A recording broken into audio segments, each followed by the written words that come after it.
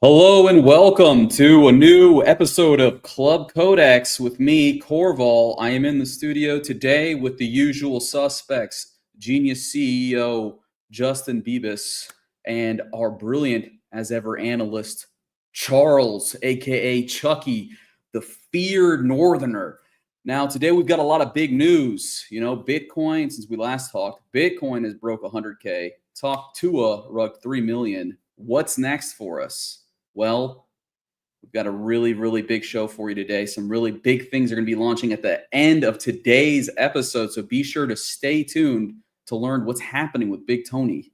It's a token launch you've never seen before, live before your very eyes. The cybernetic sorcerer Bebis will be breathing profane life into a fat cartoon walrus who will run up the racks crazy style, guys. So stick around because we're going to be talk-toing with Tony himself. Let's get going. Got the token, we the ones chosen. Every stake, every meal, while I stay golden. Codex Club, hey, I'm not focused. It's an anthem. CEX got them frozen. All right. Well, before we get going, I actually have some breaking news. Let's run.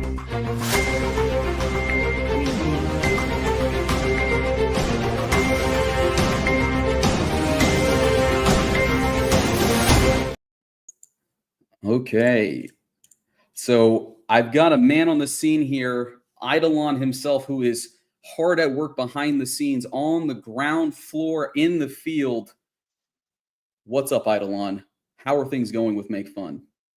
Well, everything's going swimmingly. Thanks for having me, Corval. No, thank you for being here. Yeah, I just wanted to make sure is everything progressing according to schedule? Yeah, it is. We're just making some last-minute front-end tweaks. The contracts have been cleaned, compacted, and audited since a few weeks ago. So we're feeling pretty solid. Okay. Now, what is my rug potential looking like here? My honeypot ratio. What are we talking about here?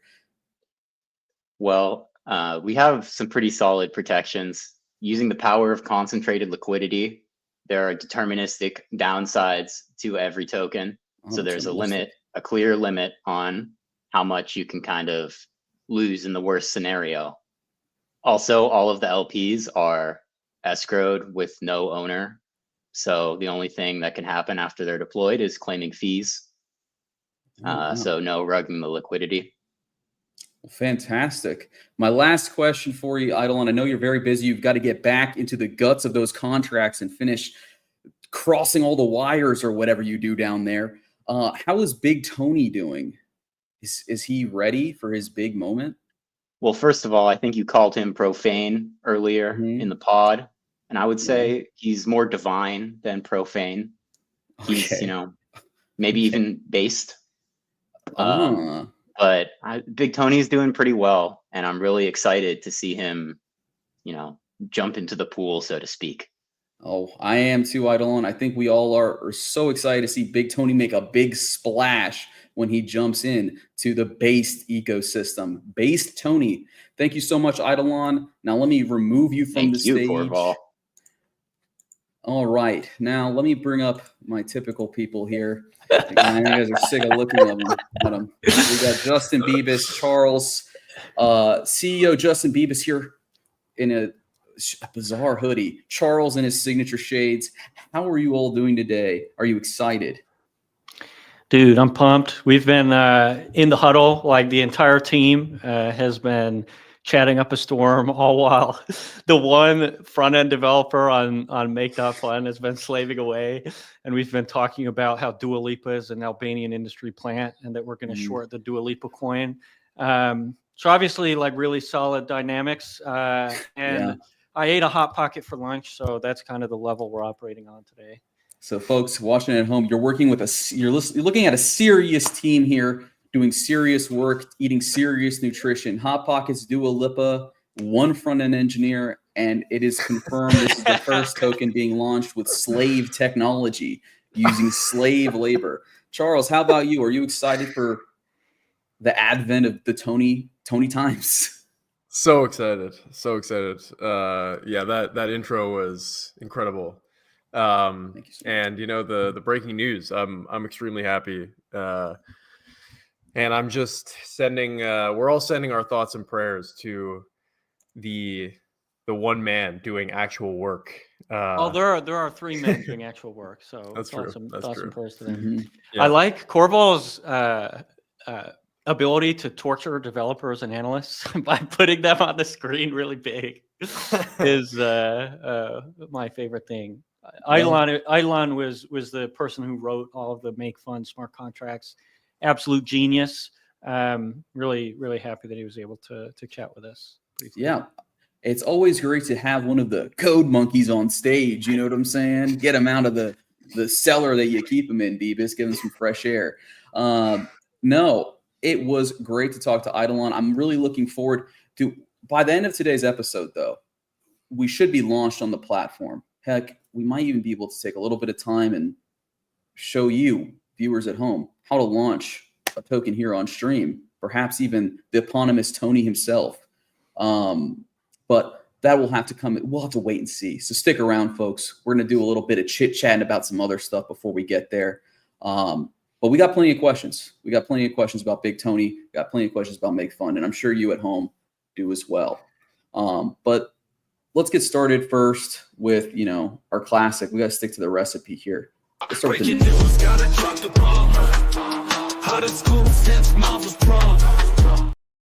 So since we last spoke, Charles, this happened. Yes. Whoa. Mean anything to you? It's over. It means it's over. That's what this means to you? It means over? It means Bitcoin, finality? I believed, was programmed to hit $100,000 and then immediately go to zero. Yeah. Yeah. I mean, that's what Peter Schiff and Marcus Brownlee have been saying. Yeah. No, this means a lot for me. This means that I can mog all of my family members who have been telling to buy Bitcoin, and they have shirked their responsibilities, except for my sister. Shout out to my sister. She's now rich. So congrats. But yeah, no, it's awesome. It's awesome. It was a trippy moment, like opening CoinGecko or whatever you use and seeing a 6-figure price on Bitcoin. That was a pretty awesome moment. So I like I'm all just of happy. the like. My favorite thing is someone sold like an analog. It was like one of those flip clocks, but it just showed the Bitcoin price, and it only had up to 5 figures. So I like to imagine everything that broke the second Bitcoin hit $100,000. It was like a Y2K moment. Yeah. Really awesome. Yeah, that's awesome to think about. It was like a Y2K moment indeed. No one thought we would make it this far when they were programming the A computers. Y2K moment for all the analog flip clocks out there. Yeah. Instead if you created an analog flip clock device in the past 6 years that only goes up to 5 figures, then... So there were some funny posts where people was saying, Binance is going to crash because it's not programmed for 6-digit Bitcoin or whatever. That's my favorite kind of FUD. Just like the total Y2K, like low tech FUD. It's awesome. It's completely made up. But let's center this conversation around what's important to us. Because does anyone even in this call own a single Bitcoin? We're too young, and we have so much vitality. We don't have time for this Dino token, right? We care about the fun programmable money. That's true. Yeah. That's right. So what is this? What is Bitcoin breaking 100? Because it's already under, but I'm thinking, we're not going to do market analysis here. Let's talk about what it means for Bitcoin psychologically to reach 100K. What does that mean for DeFi? What does that mean for what we do here, guys? Yeah. Oh, I mean, let's start. Let Charles go first. Okay, Charles. Yeah, come on. No, I mean it's only psychological. Like I would say that the breaking of 100K is just kind of like a symbol of something that already happened, which is a very pro crypto US government organization. So as soon as Trump got elected, I was like, okay, this shit's going to 100K. The six figure mark is just is this a very cool level for people to see psychologically, but I don't think it's going to stop here. And I think like it doesn't mean anything other than in the minds of people and everybody going, yeah, cool. And maybe some extra Google searches and normies coming back to hearing the news and coming back to crypto maybe after a couple of years of not paying attention.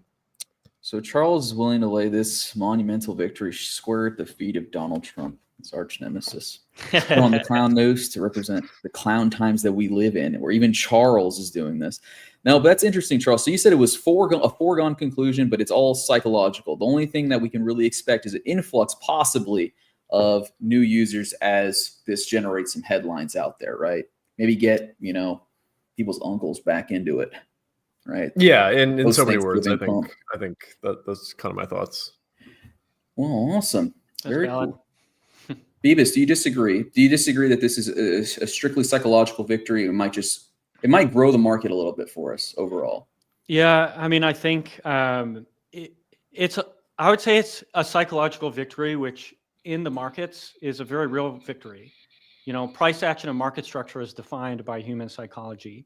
All of the entropy inherent to markets is driven by human psychology. So I would argue that it is almost a technical barrier, because what it does is it creates kind of the loudest signal that you could possibly create, saying, hey, this is a legitimate asset class. You need to pay attention to this. And I think, my favorite thing was the Financial Times basically apologizing to their readers because they've spent the past decade flooding Bitcoin.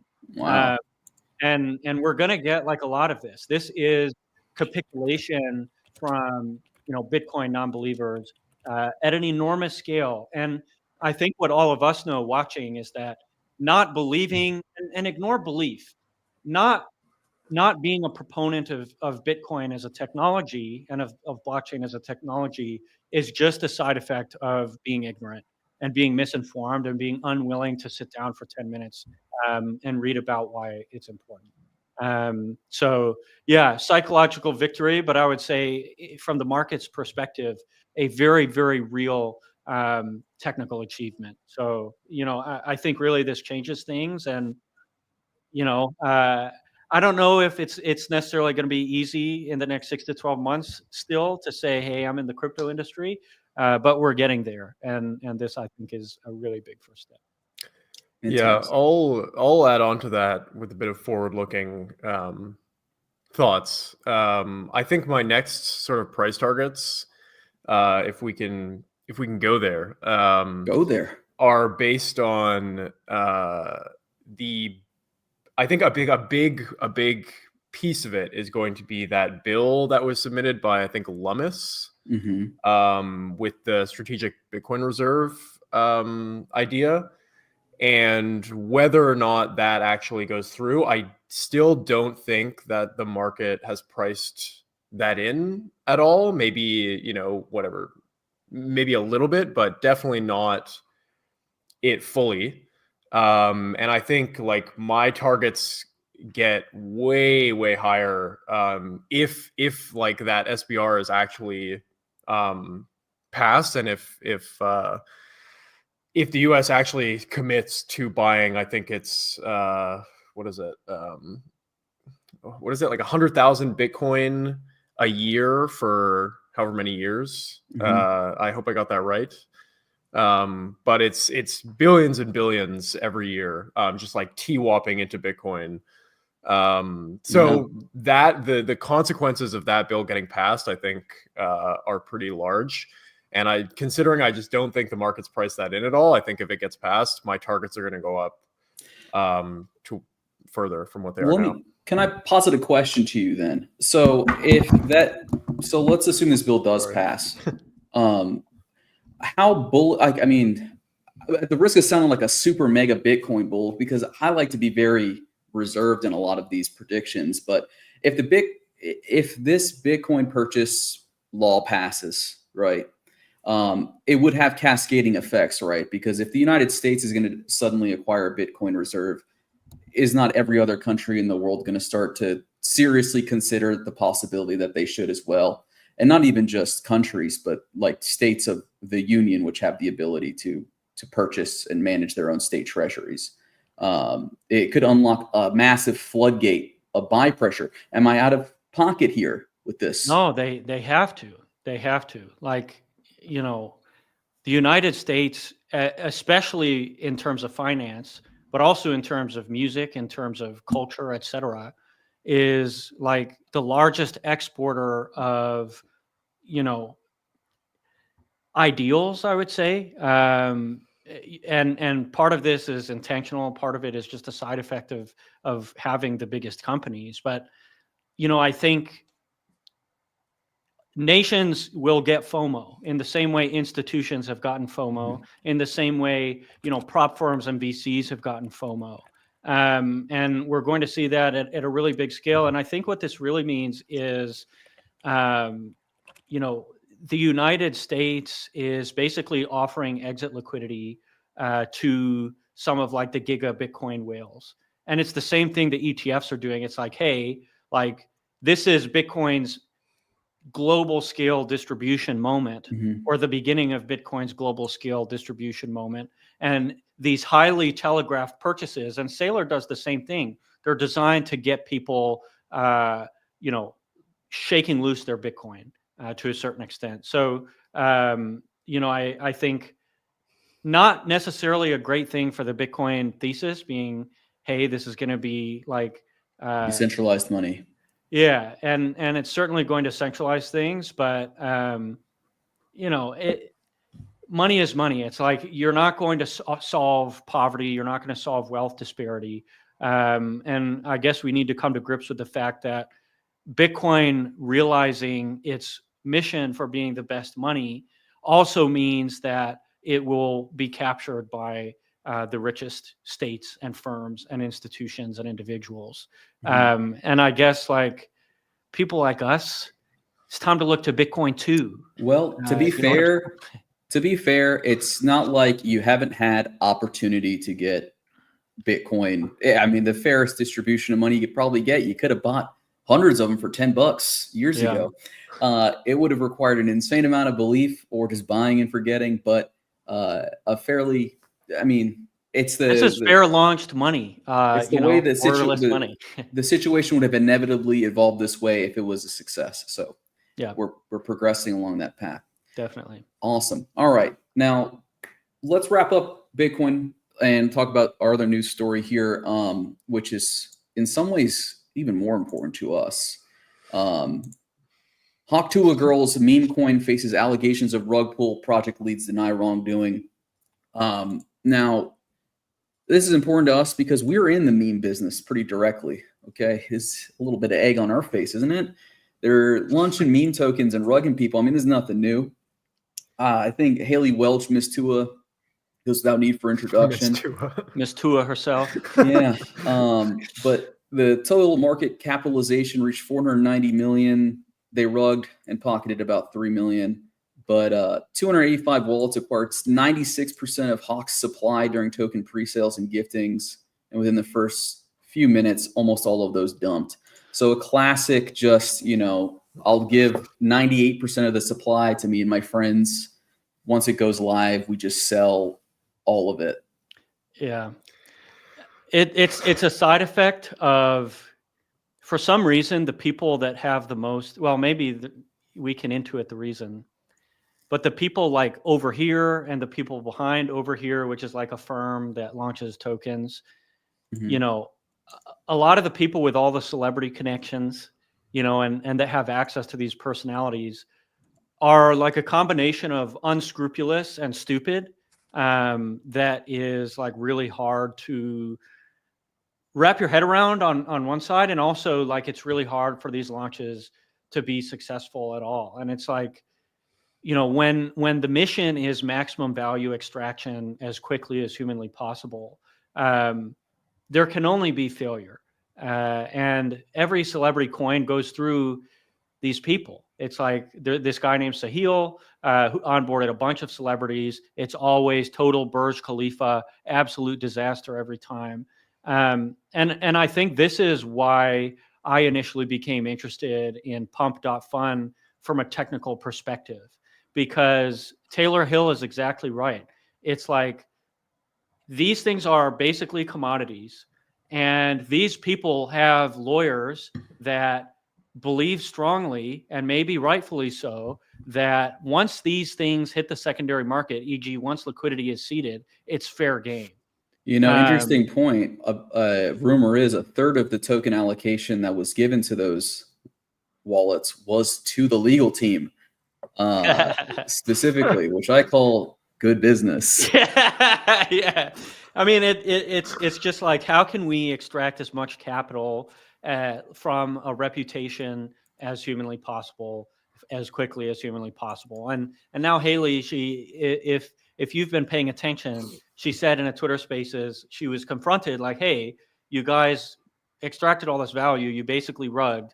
And instead of answering the question, she was like, well, I'm going to go to bed. See you guys. And not a peep.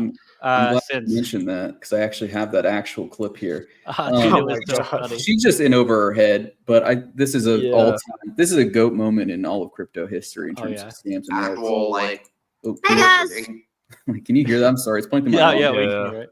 Okay. I hate to interrupt you, Nick, but hello there.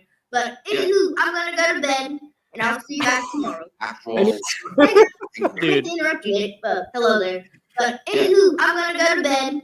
She sounds to me kind of like a cartoon character, almost like a Nickelodeon cartoon character, right? She sounds almost her like lawyer was like, "Get out of there! Get out of there! You're going to implicate us. Get out of there!" And the thing is, it's like, these, you could have predicted it. Who the buyers are, I have no idea. Who, like, the demand side is just, you have to have a brain that's incomprehensible to me. And I think what's cool about Pump.fun, soon Make.fun, is that these types of rug pulls are close to impossible. With Make.fun, they're extremely close to impossible. If Haley or any other celebrity launched at a higher market cap on Make.fun, then the distribution would have been 10, 100 times better. I'm so glad you brought this up, because I wanted to ask you, Bebis, how can we be sure that Big Tony isn't going to Hawk-Tua us? Yeah, well, the Hawk-Tua, which is replacing the Burj Khalifa in the crypto lexicon for charts that go like straight up Mount Everest and straight down. The fact that you can launch a token at any market cap on Make.fun basically means that you have control over the volatility. And the issue you see, the reason that the Mount Everest happens is because there's not enough liquidity for the amount of demand. And what we can ensure with Make.fun is that those numbers are finely tuned. And the entire supply is distributed over a curve that's absolutely suited to the use case. And this use case is capturing value from the attention associated with the Hawk-Tua meme and the Hawk-Tua girl, whatever. And you could tell they've been like grooming people for this token for a while. Bart Simpson from the South. I think the reality is, people need to stop accepting these centralized token launches. If some large percent goes to the team, and it's not like, a 10-year time horizon startup-esque project, if it's just a meme coin, you just need to run in the other direction, because all you're going to do is become exit liquidity. Just wait until it dumps to zero and then pick some up. If you remember back in the Oxdow days, Whoa. Something has happened to your mic, Bebis. When you touched it, it's buzzing very loudly when you hold it. I don't know what you're doing, but I want to make a point here that I think a lot of people that are getting rugged on Hawk-Tua are not sophisticated crypto actors. I would hope not, if you are still engaging in like these kinds of celebrity-backed meme token launches. You should kind of have been aware of this if you've been around the space for a while, if you've been paying attention. My sympathies if you were, but I imagine that the biggest victims of this will be people who have never interacted with crypto before, and are just getting dumped on because they know for some reason they know Talk Tua, but they don't know anything about crypto. Yeah. It's So only incomprehensible if they've been in crypto for some time. But I can totally Right. see some normie coming in and being like, Hawk Tua, I know that. And Mhm. like, how could this not be huge? Because that meme is huge. So that automatically means that this token is going to just go to $1 trillion. Yeah. Those are the people I feel for.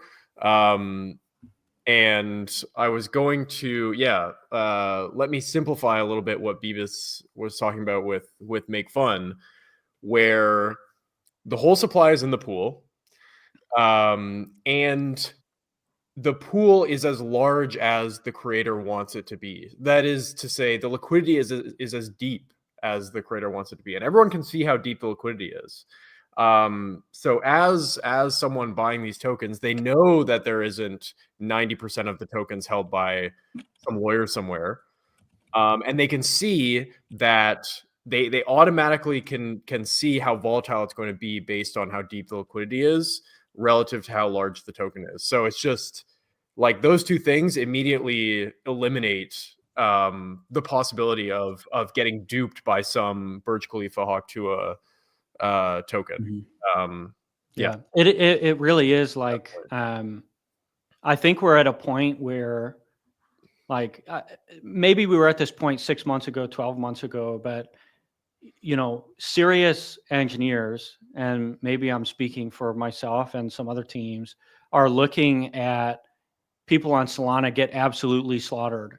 And there is an engineering solution to this problem. And obviously, like, there's a maturity problem. There are all sorts of problems, but these are never going away. If you remember, like, SafeMoon in 2021. Mhm. So I think, like, Make.fun is our bid to solve the issues with, rampant rug pull scams. And I think that was Pump Fun's mission, and they did a really good job. But things can get a lot better. Now it's time to iterate. And otherwise, it's like regulators are going to look at us and they're going to, like, puke, and they're going to beat us over the head. Pump Fund might have made the first car that had seat belts in it, is kind of how you can look at it in terms of safety, right? But now we got Make Fun. Make Fun has airbags and crumple zones too.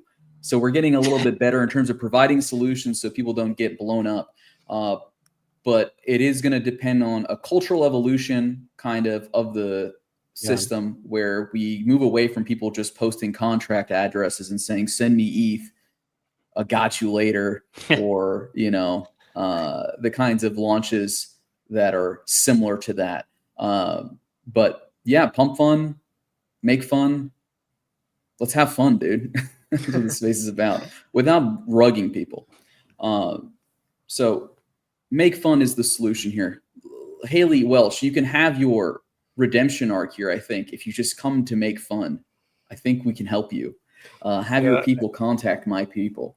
And I was going to say, I hope that people, like, I honestly feel kind of bad for her. I know maybe I'll get some flack for that, but like, the ridicule should be towards the crypto natives that are facilitating these tokens, not the figurehead that's like getting duped into, like propagating it. Because, I saw this thread that was like, it's just like experienced crypto, traders and grifters are like, oh, what's up, Haley Hawk Tua? This is awesome. You should make your own meme coin. Like, we know what we're doing. We'll set it up for you. And like, I don't know. I just don't think that she has any idea about like how this actually works. And now is maybe going, maybe just wondering why.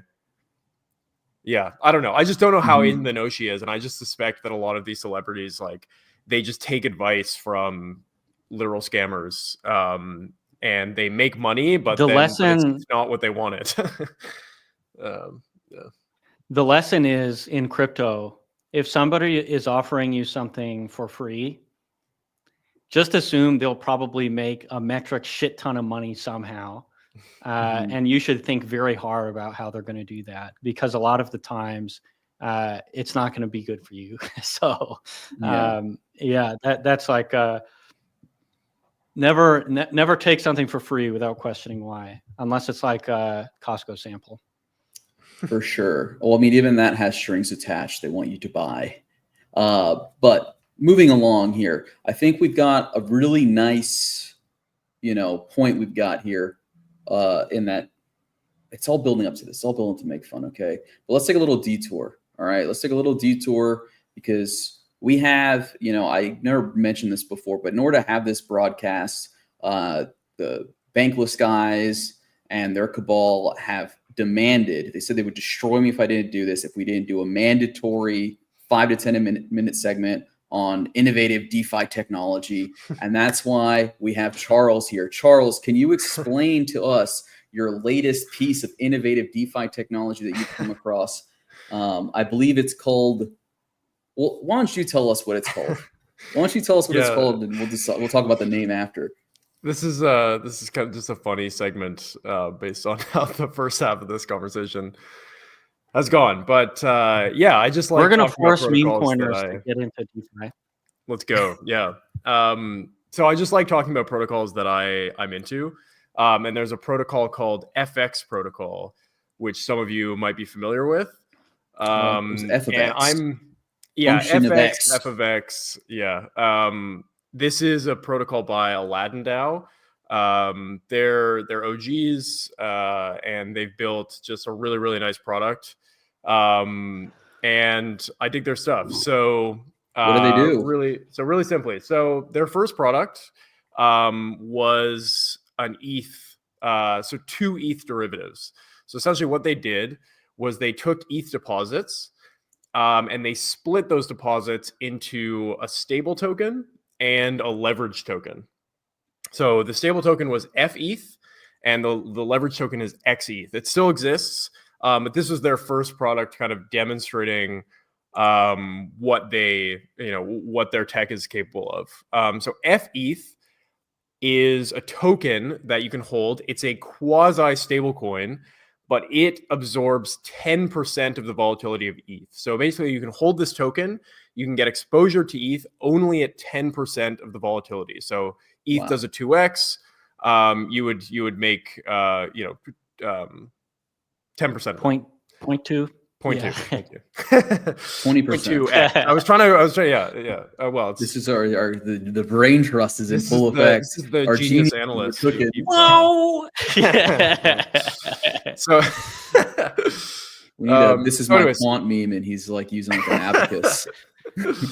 So that's one side. That's the stable side of it, and then the other side is XETH. So you could deposit ETH, you could mint XETH, which is a perpetuals long future contract on ETH. It has no funding rate, and you can get essentially anywhere from 2 to 4x leverage on ETH by just holding this token. So that's kind of what they do, is they split these sort of base reserve assets into like a stable token and then a leverage token. So people who want a lot of exposure, who are really bullish, they ape into the XETH, and then more sort of like volatility farming and sort of risk averse, maybe more bearish folk are getting the stable side of things, and they're just getting a little bit of the volatility. So that was their first product. Let's connect this real quick to kind of, we talked about a product that's similar in terms of what it's used for, Pendle last week, right? Where we're talking about a way to really customize the amount of risk that you're going to be exposing yourself to with these assets. So this is just another way of doing that, right, Charles? Yeah, well, yeah, kind of. It's I guess you can say like Pendle is a way to trade the yield. With FX, you're kind of trading, I guess you're trading the volatility of the token, but more sort of like granular. I guess it's just a way to, it's a nice packaging for people who want to take a more granular approach to trading the volatility, but don't really want to set up like make a full portfolio of several different positions to like achieve that same goal. So instead of, opening a long and a short on a perps platform and then holding some of the token and having all these positions kind of reach that same endpoint, you can kind of just go on FX and just hold a token that is a position in itself. So this is wonderful, because this is when we first started talking about DeFi. If you followed any of our personalities way back when, okay, before Codex, before all of this, one of the biggest things about DeFi that was very exciting was that it allowed you to engage in financial activity that had been barred to you through like knowledge, right? Like what Charles is saying here, the things that F of X are allowing you to do are like very complicated portfolio constructions, but it's simplified down into one product now, right? Instead of having to be a super genius, I got to figure out how to like hedge this long, that. I don't know what the hell we're talking about. Instead, I know what I want. I want a little exposure to volatility, but I want it to be fairly stable. We've got a product for it. Beautiful. Yeah. Thank you. And on the leverage side of things, it's really exciting because it's free to hold that position. So if you're going to, 4x leverage long ETH on a perps protocol right now, you're going to pay a funding rate. On FX, you can just hold this token. It's completely free, and you can just get leverage exposure, and it's awesome. So anyway, so that was their first product. That is kind of like the most simple of their products, surprisingly. But now they've come out with they're a protocol really focused on LSTs and LRTs. So they've come out with these a bunch of different, like the same setup but for multiple assets. So there's the same thing for wrap staked ETH. They're the same thing for staked Frax ETH, and all these different like ETH LSTs, and now Bitcoin LSTs and LRTs, where they have this 2-token system.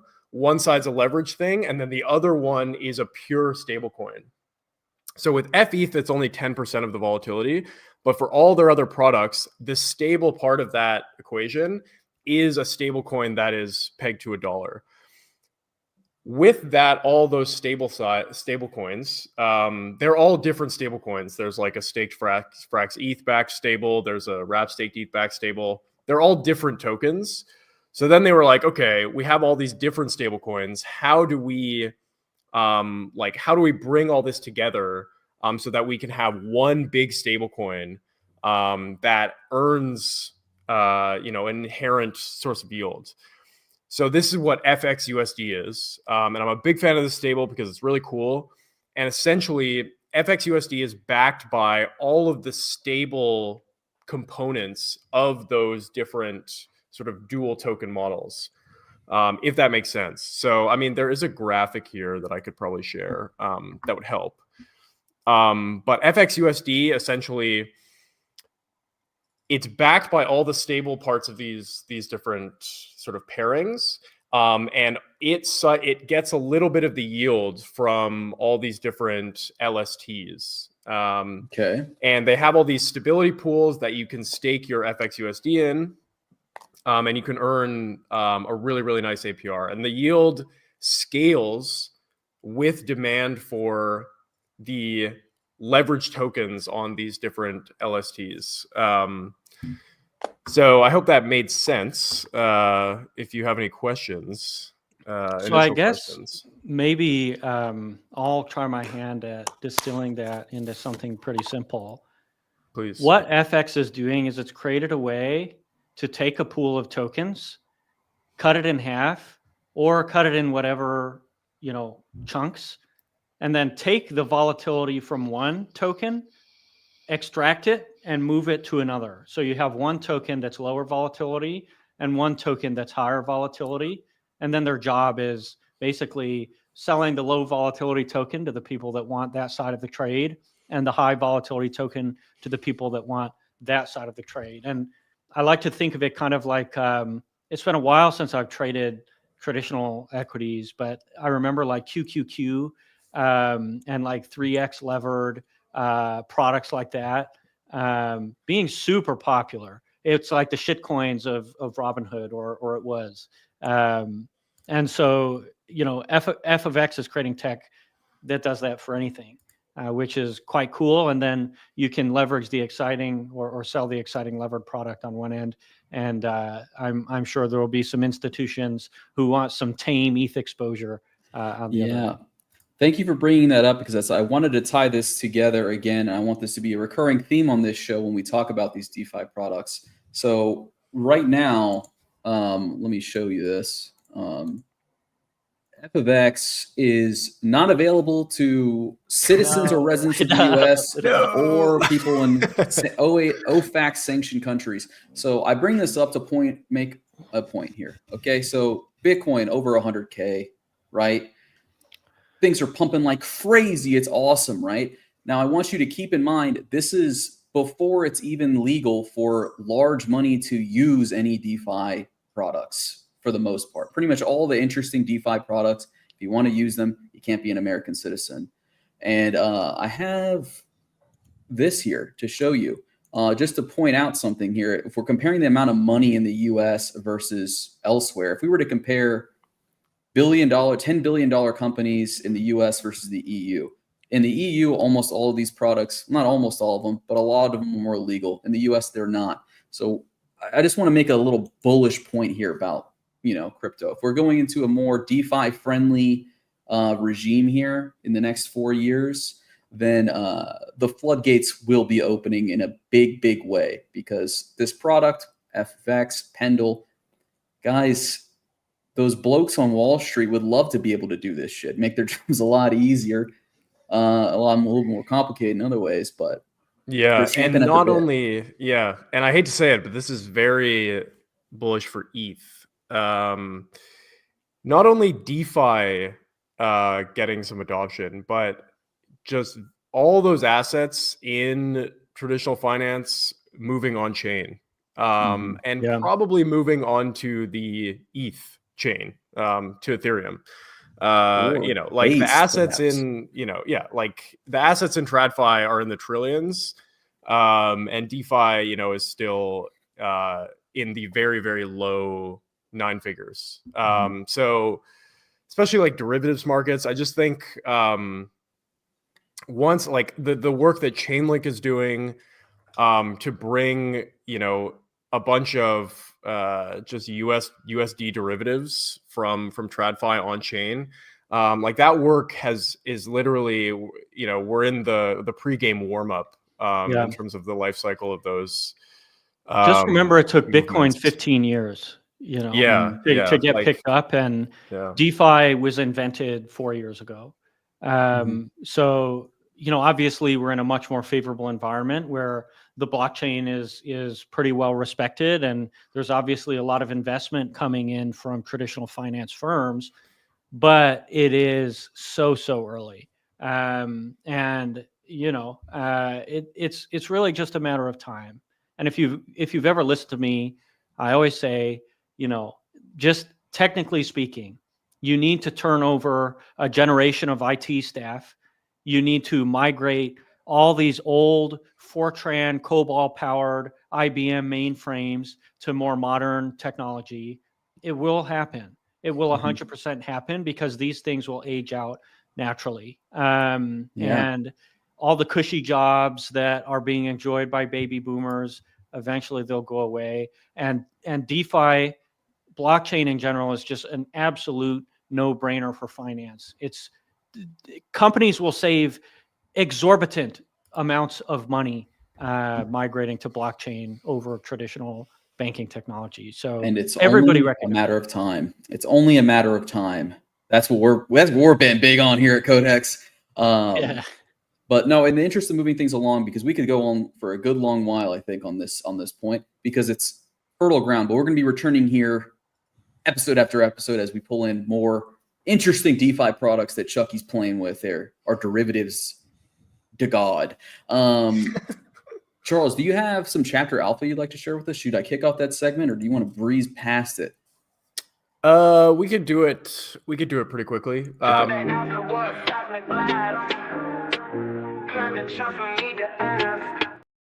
This is Chucky's episode, dude. Not a ton has changed. Everyone's still cooking. Ironclad just keeps on growing. Really, really nice to see. I'll say that I posted some bribes for anyone who's staking Mode to vote Ironclad for the next epoch. I think voting ends in 2 days, almost exactly. So vote for Ironclad, get some liquid rewards. Mode has just been an absolute beast. So Ironclad is catching a ton of that upside. So really nice to see. And I got some plans for IUSD for helping out the Mode ecosystem with deepening Mode token liquidity on chain, because now that it has all this attention, a lot of people can't scale in with size on chain because their liquidity is still pretty thin. So I'm hoping IUSD can catch a lot of that volume. So got some things in the works there. And yeah, Lore's still killing it. Lore's growing with all these scroll rewards. Aurelius, I believe there was a nice announcement about Aurelius today. Maybe Steven has that intel, but if you're in the Codex Discord, you will have seen it. Some secret out for you guys watching at home. Get in the Codex Discord.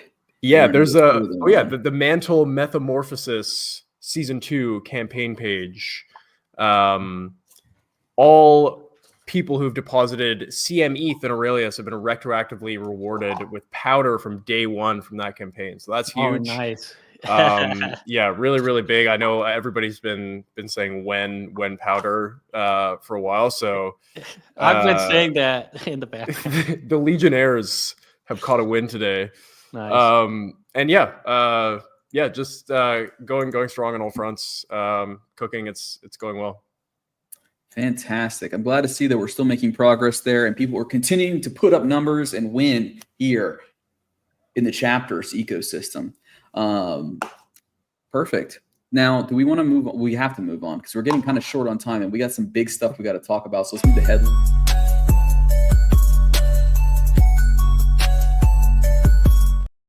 Okay, here's the big headline. Okay, Make.fun is launching, right? That's the big headline? It is the big headline. Okay. Tell me about it, dude. Make.fun. We've talked about it for like months now, right? It's been coming, but it's finally here. Is it ready to show? It's ready to show. Do you want me to show it? As of 10 minutes ago. Do you guys want me to see it? Do you guys want to see it? Do you guys want me to put it up? Show it, dude. Dude, let's go. I don't know if the people are ready for this, but let's show it. Let's show Make.fun. This is where you're going to be living the rest of your days out here if you're in crypto, okay? It's here on Base. Oh, look at this beautiful site. Look at big BBT. Hey, we got Big Tony in the mix over here. Well, I guess he is a BBW. He's a big, beautiful walrus, isn't he? That's right. Exactly right. So, yeah, here is the Make.fun interface. And as we talked about, custom liquidity on launch. Now, what are these? Are these the tests, or are these live? Can I buy? It looks like a lot of test tokens. A hamster fan has obviously jumped onto the site here. I'm big with Fryler Sapelia. But yeah, I mean, Make.fun. So what's the point? I guess is the big thing. And how does it relate to Codex? Why does it exist? So, we've been seeing for the past year, as a lot of you have been seeing, that meme coins have been a bit unstoppable. We thought they were dead, but they keep coming back. And so, our financial engineering team sat down and we're like, okay, how can we leverage our expertise to add to this growing vertical? Because it's one of the biggest, highest growing, highest revenue verticals in the space.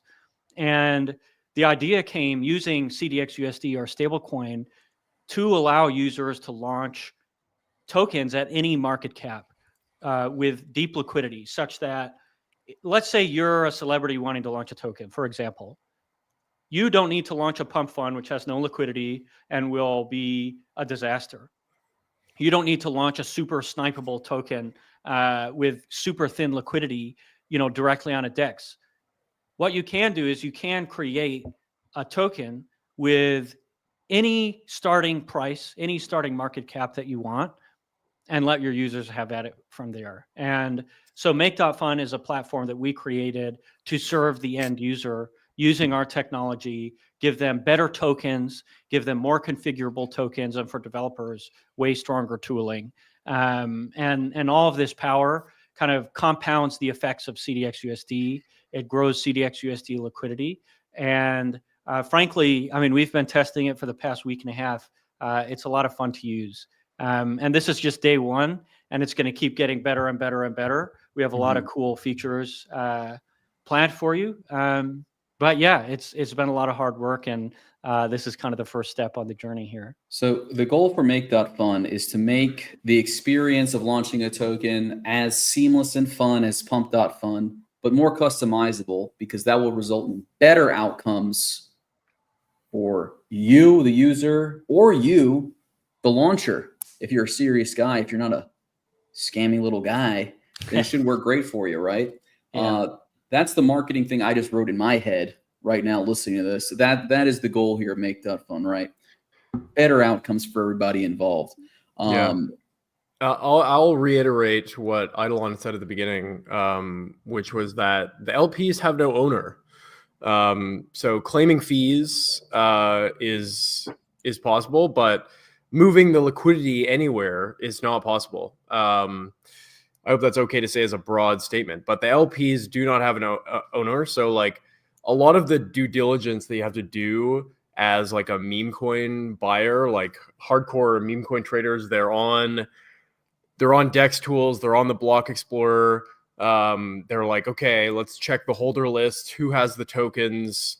Where's the liquidity? Is it locked? A lot of that DD is already kind of built in, such that all the sort of the red flags are not there, or all the boxes are checked in terms of, okay, this is something that I am confident isn't going to rug, or like, you know, I don't have to wait for the liquidity to be locked or anything like that. So yeah, a lot of just like built-in safety sort of guardrails for just users who want to mess around and buy some tokens.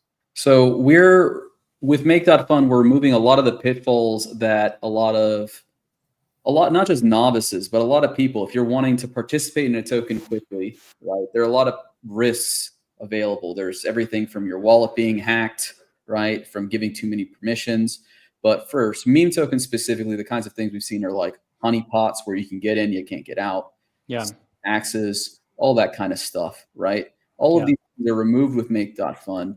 And the more those pitfalls that are in the contract are pretty easy to kind of spot technologically, but you need a systematic approach to solve for the problems that are like deceptive liquidity conditions, right?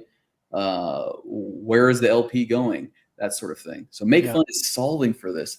I love it. Now you mentioned that the LP is not like owned by anyone. It's not being shifted anywhere, right?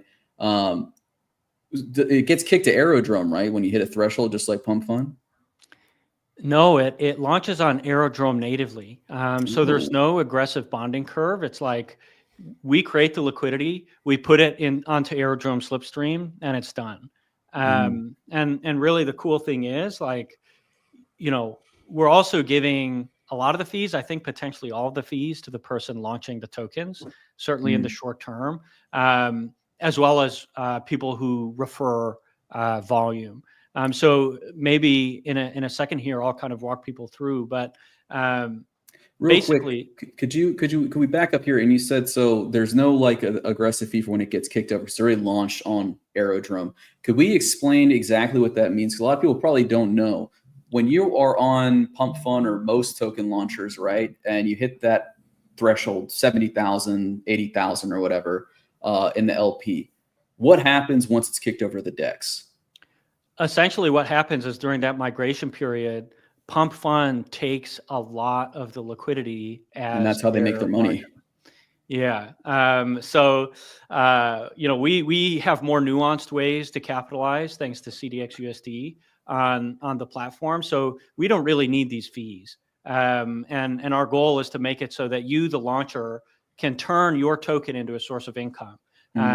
It's like, you know, you put in the sweat equity, you get out the fees on the other end.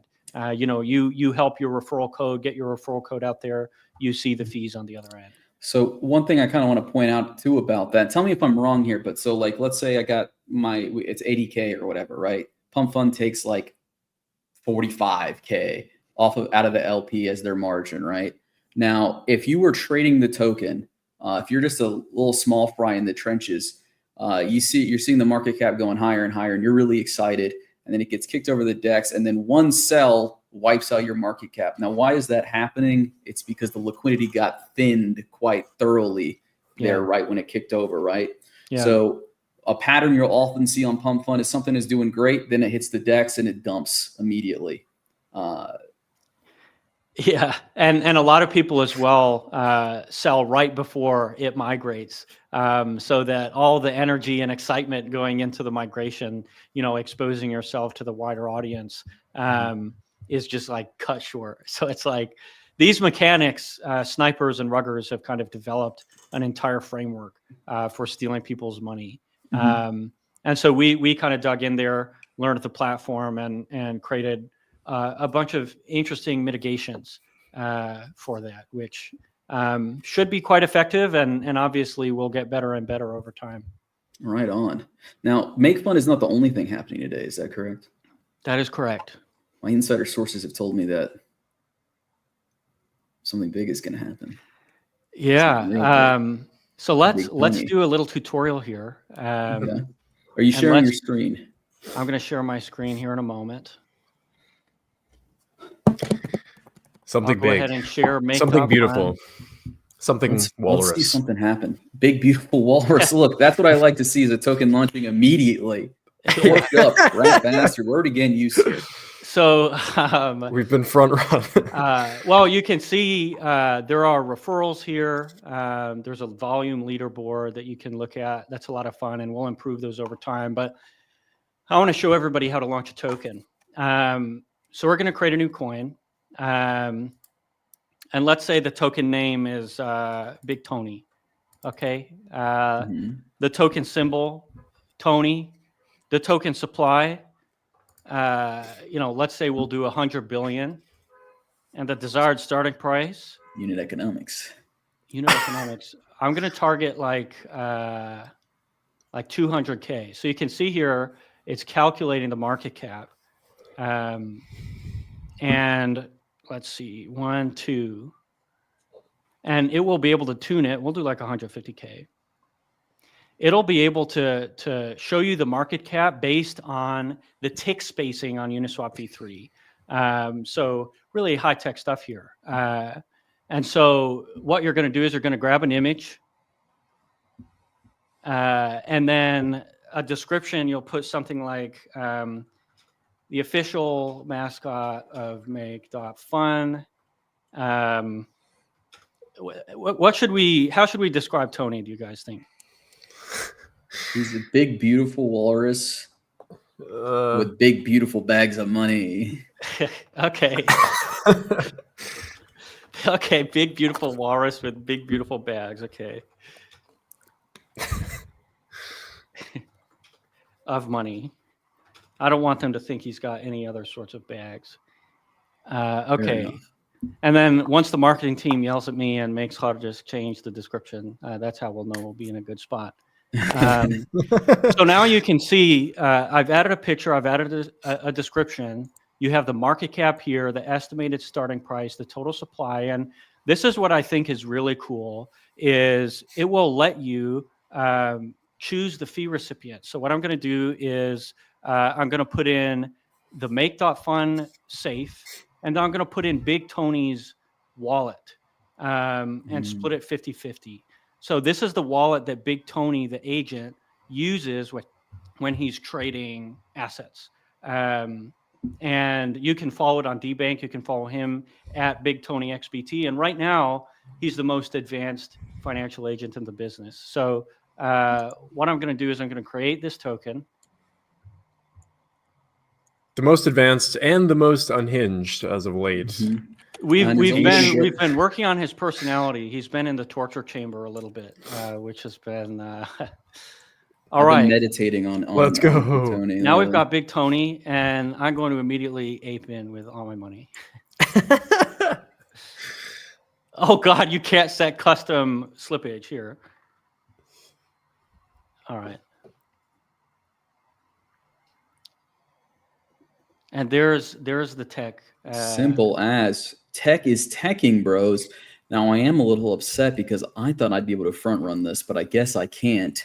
The viewers at home will be able to, however. Well, live on stream, I have aped Tony Coin. And yeah, you can find Tony Yeah. on Odos, on Aerodrome, and we'll go ahead and make sure he gets updated on his Twitter account. And that's how you launch a token. And I hope you all have a lot of fun. The whole point of this platform is to make fun and do it in an equitable and rewarding way. And to dodge all the silly scams that you might run into elsewhere. So some good, clean fun. Good, clean fun here on Make.fun. I'm so excited. It is a big, big day. And now let's talk a little bit more about Big Tony. If you haven't been paying attention to the show before, Big Tony is, as Bebis said, the most advanced agent right now in crypto. Okay. So by giving him 50% of those fees, he's going to get some spending money here in his portfolio. And you can watch his wallet, you can watch his trades, and you can see why he's such a smart guy, because he knows how to buy and hold, and he also knows how to sell, which are pretty big deals. We just, for a while, he was doing a really bad job of selling, and then we had to torture him some more. Our AI engineers, they basically it's so funny how we have it set up. We're able to talk to him and just tell him when things are cringe. For a while, he was doing slapstick comedy, and we're like, Tony, this is so fucking stupid, man. So, it's going to be a lot of fun to watch it evolve and just understand that all of this tech is running on the same tech that we're building Codex with. So Make.fun and Tony are going to really show off what Codex is capable of. Yeah, so if you like this, be reminded it is just a taste of what is to come. A prelude, what do they call it? Aperitif, if you will, to get you ready, for what you can expect when Codex fully officially launches. Now, it looks like I'm a little distracted, and that's because I am preparing the wheel of names here. It's an hors d'oeuvre. It's an hors d'oeuvre, yes. So I'm quite excited for it. And now, anything else we can expect in the near future for Big Tony? I mean, really the call to action here is, guys, just get on Make.fun, start launching some tokens, start playing with the platform, right? Yes. Yeah. We could also expect our AI developer to have an existential crisis as Tony becomes more and more sentient. And eventually, I don't know what's going to happen, but I've been having fun talking to him. He's been telling me about, as he's been doing work on Tony, really having a bunch of existential thoughts about who am I in relation to Tony, and how much control do I have over this agent, and how do I starting we have been having a lot of discussion because the thing is, early on in the AI agent world, we saw a lot of people were just logging into their agent's Twitter account and saying funny stuff. And I think one of the frustrating things is, sometimes that's the benchmark, and we're like, okay, how can we use our tech stack to be as funny as this, funny real person? And so I think you'll see Tony's personality evolve quite a bit, and we're going to have tools where you can interact with Tony and help influence his personality. And I think the coolest and most fun thing about Tony is that, not only is he going to accrue fees from the Tony token, but in addition to that, over time, he's going to, on Twitter, let you launch tokens by interacting with him. So you could say, hey, Tony, I want to launch a token with this picture. Here's my address. And he'll look at your wallet and he'll decide whether you deserve to have a token made or not. And then he'll split the fees up with you. I love that idea of Tony judging me like that. If I'm worthy to be in the mafia with him. Well, this is huge, and I think I'm sure the audience would be interested in this too, to talk more about kind of the personality. What does it mean to work with an AI agent, to build their personality? Because like Charles was saying, we've spent some late nights with the programmer, the developer behind AI Tony's AI, and it is a very existential, it's very theoretical about, because a lot of the agents that you will see that seem very funny or very human-like, the reason why is because it is a person, usually cleaning it up on the back end. And we're trying to be as pure as we can. I brought that up, and about how we could maybe do something similar. And they laughed me out of the room. They laughed me out of the call. They put me on mute for 30 minutes. I was punished heavily for that. So authenticity is really what we're going for here. But we'll save that for another episode because we're already past the hour mark here. And, you know, I know Bebis and Charles are very busy, but let's do a little community roundup here. Let's close it off with the most important part. I thought I had a community video, but I don't. So let's just go straight into it. We've got some, let me see here, private chat. Here we go. Oh, I have them already pulled up. Look, I'm already ready. This week, we've got a couple threads from Pepper and one from Null. We love to see. So weekly posts on Codex. He's putting his time in. He's punching the clock. Describing kind of how he's built his position in Ironclad. And then we've got another excellent just shout out here. Pepper, thank you so much for being a part of the community. It really means a lot. I'm glad that you're getting as much out of it as we're getting out of you, man. This is a big shout out to Pepper. He's up here every week. Thanks, dude. Pepper. Great guy. Another OG here, Null, made a little meme here for us. Watching good tech being built by Codex, chasing the next meme coin. Well, the beautiful thing here now, Null, is you can do both. You can use Codex built tech and also chase the next meme coin. So shout out to Null and Pepper. Thank you so much for the community content. And I want to say, you know, if you, going back to Big Tony here a little bit, shout out to the community here. If you have anything you want to see, any feedback for Big Tony, you know, let us know in the Discord. Let us know what you think. Is he funny? Is he not? What do you want to see him post more of? That sort of thing. Help us find Tony's true self, you know? Yeah. It's for everybody to have fun with, you know? So yeah. The community walrus. He's like our class pet, you know? Yeah. But now moving on to the wheel, the moment we've all been waiting for. You guys ready for this? All right, let's do it. Who's going to win? Who's going to win this week, fellas? Christmas. Grand Tonto running up the round. Yeah. Hell yeah. Okay. All right, Grand Tonto. Who's next? Do you guys like this music? Love it. Get you in the mood? Yes, dude. Evo. I swear, guys, I'm not rigging this wheel. This is all natural. And then finally, our last winner of the week, Timmy Turns. Timmy Turns. Adding to his already extremely heavy bag. We are getting some Codex points whales. Now, if you're confused by that, if you're a first-time viewer, you're confused by what the hell just happened, you know, we are awarding Codex points to community members who contribute weekly with content on X and tag us in the post. And also, we are giving away points randomly via the wheel to those in our Discord watching this live. So if you want to participate, join the Discord. It's just that simple. Or add us at Codex.org on Twitter. Now, thank you all so much for joining us today. Thank you, Charles. Thank you, Bebis. Thank you, Big Tony. Hopefully this thing runs up a milli after I get in. But yeah, any final words to the audience before we sign off, folks? No, I think, well, I guess I said no, and then I started to say final words, but, you know, thanks everybody, for your time and your energy. And, yeah, now that Make.fun is out, we get the beautiful joy of listening to feedback and making it better. So make sure to let us know what you think. Charles, any final words? No. Okay, fantastic. Well, thank you all so much for watching. Be sure to like, subscribe, retweet, comment, all that stuff to help our metrics. But most importantly of all, I'll see you on base. I'm Fun to Bridge. Till next time, folks. Got that CDX token, we the ones chosen. Every stake, every year, while I stay golden. Codex Club, AI mind focus, it's an anthem. CDX got them frozen.